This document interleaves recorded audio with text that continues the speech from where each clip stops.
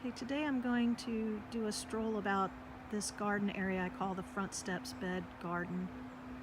It's not too creative of a name, but it is along the sidewalk that you use to get to the steps that go up to our front door. This used to be very shaded. There were two big oak trees in here that got diseased and had to be cut down. But the plants that are all shade type loving plants, they're still thriving and in fact seem to be doing even better now that the trees are gone, believe it or not.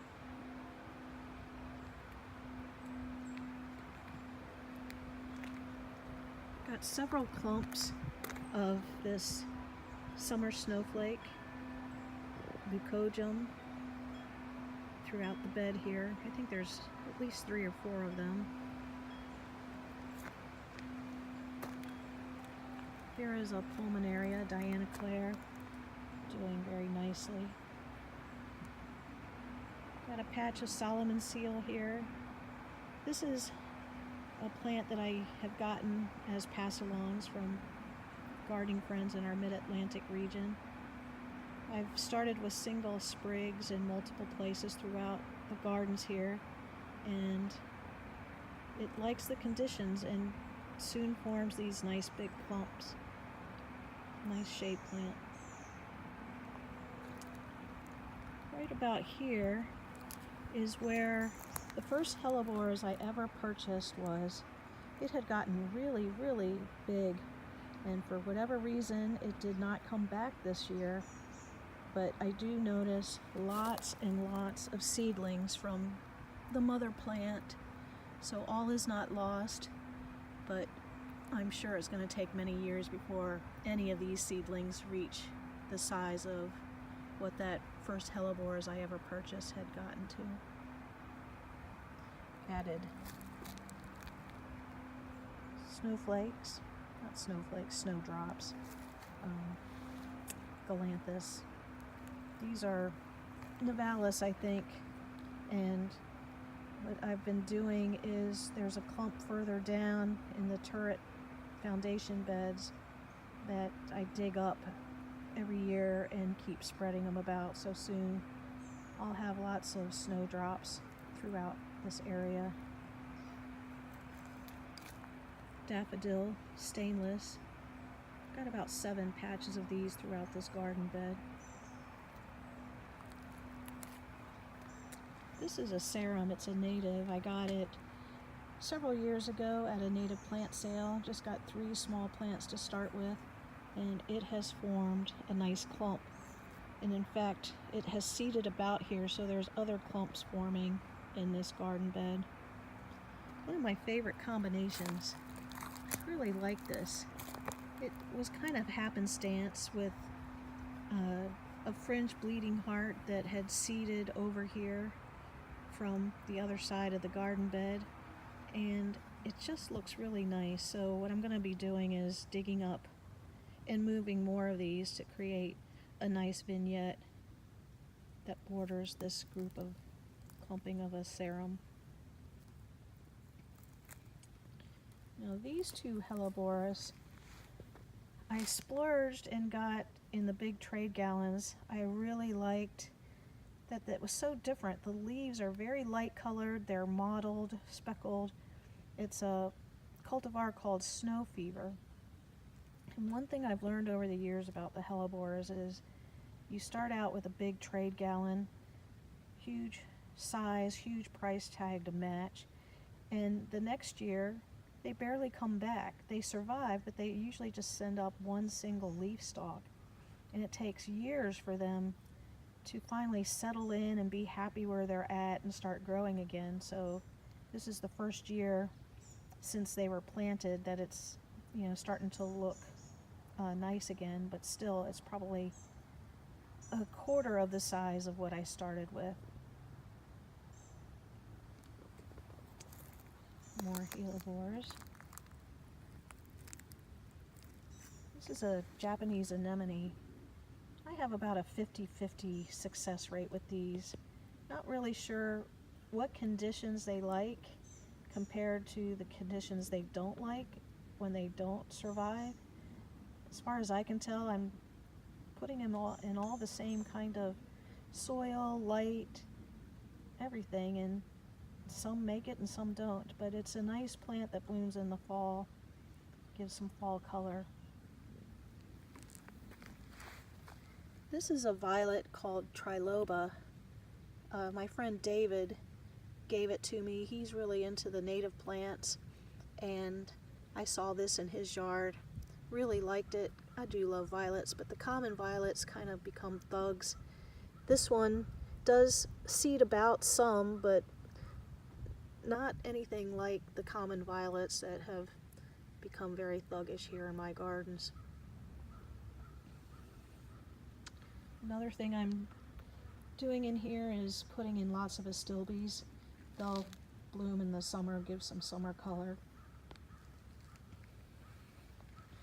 Got some lily of the valley, pass along plant.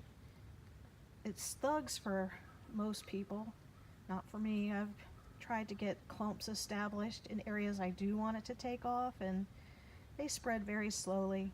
This one's been here for probably 6 years. Got this group from David and Pat, and it's just now seeming to settle in, and maybe it'll start spreading a little bit. Another one of these white boulders that just uses garden accents.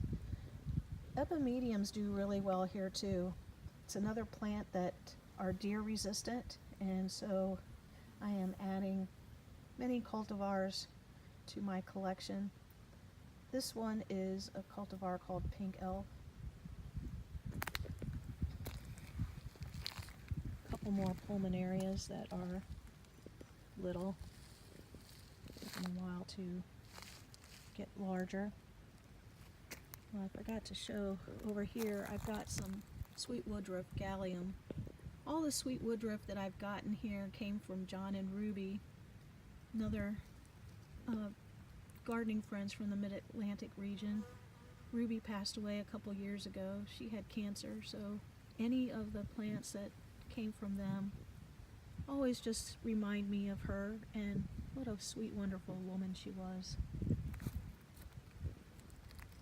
More of the summer snowflakes, more stilby, big clumps. There's one of the tree stumps left after we cut that diseased oak tree down. This is Thalictrum. I got one plant a couple years ago at a Master Gardener sale. I stuck it in here, had no idea really what it was or what it would look like, and it grew tall, like 5 feet tall, maybe 6 feet. Got pretty airy pink flowers on it. So I thought, that's a really pretty plant, and it'd be nice as a filler, so I bought a flat of seedlings from North Creek. And then when they came in the spring, I go to plant them, and lo and behold, I had many, many, many self-seedlings from the first original plant. Had no idea that it self-seeded so readily. And there I did buy an entire flat of them, so I had more seedlings than I knew what to do with. Live and learn.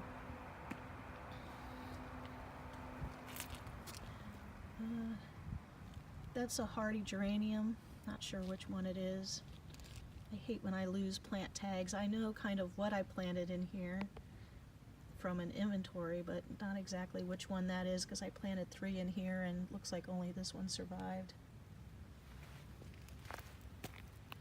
More lilies. I think that one's Black Beauty. So here's 2 hostas. This is my favorite cultivar of hosta, called Crossa Regal. It just has a very elegant vase shape, but the deer eat my hostas like you wouldn't believe, and within a week or 2 I'm sure these will be nubbed down to the, eaten down to the nubs, down to the ground. I've been slowly just getting rid of the hostas because I'm so tired of just seeing the deer damage, but I do wish I could figure out an attractive way to protect them, so at least I could keep a couple of my favorites. This is some more garden art.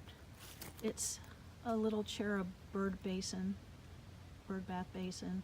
And then the pot next to it, I dug up the Campanula Elizabeth, another pass-along plant from Mid-Atlantic Gardeners. It's one that just self-seeds about like a real thug and will take over the entire area. I love this plant. I just don't want it taking over, so I dug up enough last year to fill up this pot and to keep it contained. Then the rest I'll just keep weeding out of the main garden area. This is a lilac called Palabin. It's a Korean little leaf lilac.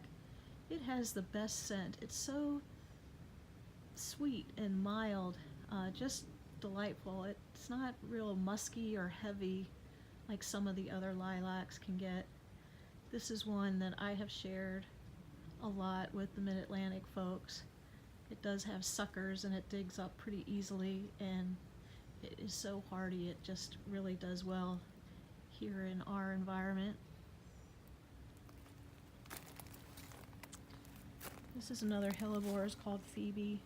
It's pretty much done, but this is one I got from Burpee mail order, and it came as a small plant 2 years ago, and look how big it's gotten in just the 2 years. So it just goes to show what I've been noticing about the hellebores. Better to start with the small ones. They seem to get established much quicker, and if you can find them, it's also so much cheaper than buying them in the trade gallons. Another plant that's doing really, really well for me is Jacob's Ladder, Pulmonium reptans. The native species does so well. I've tried cultivars and have not had any success with cultivars, but the native, just straight Pulmonium reptans is doing fantastic. It self-seeds everywhere. So I've just been trying to dig them up and put them together in clumps. I think that's much more pleasing when they're grouped together than kind of spaced here and there everywhere. Lovely weed there. Guess I really need to get in and do some work in here. Going to come around to the other side.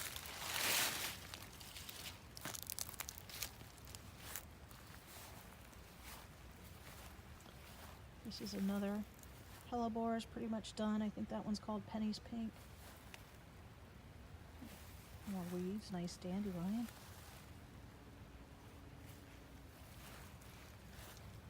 This has really, really taken off. Seeding about is the fringe bleeding hearts and the Jacob's Ladder. It has just totally filled in. This entire side is so pretty right now in full bloom. There's a thalictrum, more thalictrums. I think there's a fine line between a garden being so sparse when you first start getting it established and then becoming completely overgrown where everything's on top of each other. I like somewhere in between. I do like a full garden, but I do like some separation between the plants, the vignettes, the groupings, whatever you would call it. So this bed needs a little bit of work to make it more attractive as far as being able to kind of separate and see some of the individual plants in here. This is Japanese painted fern. Love when you find such bargains. I got 5 of these at Walmart of all places years ago for $2 each. They seem to really like it and have done well here. This is the other stump from the oak tree that was diseased that we cut down. It's actually Bonnie's garden gnome. She'll be taking it with her to her gardens through the woods when her cottage is done. And beside it is a plant called monk's hood. It is poisonous and deer resistant. It gets nice purple flowers in the fall, so more fall interest. What I'd like to do is get some of those anemones alongside of these monk's hoods so that you have multiple things blooming kind of together at the same time.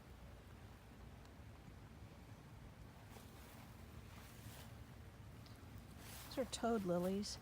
I love toad lilies. I've probably collected, I don't know, at least 10, maybe more cultivars of it. Some do really well and some don't. Haven't figured out a pattern of which ones the deer are eating and which ones they aren't.